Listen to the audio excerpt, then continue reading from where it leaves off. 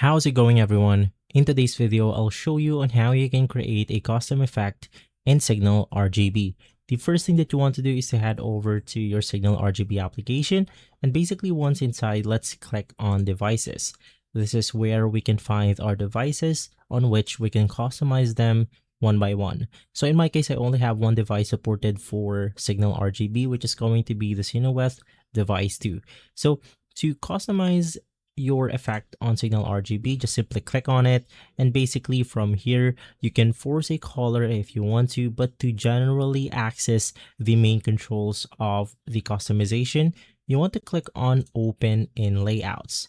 And basically from here, if you navigate through the presets button, which is by clicking on the effect button right here, we will be able to access more settings for our presets. So for example, if you want to apply something like rainbow, you can just simply do so. In here, you can arrange them vertically or by rainbow speed.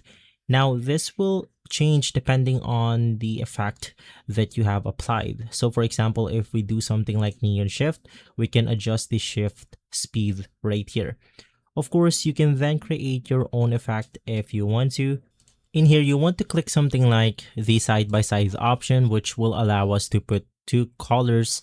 So for example, if you want to put something like blue and maybe something like this color right here, you can simply do so. You can also adjust this to rainbow mode if you want to. So basically, that's how you customize your effect depending on your liking on SignalRGB.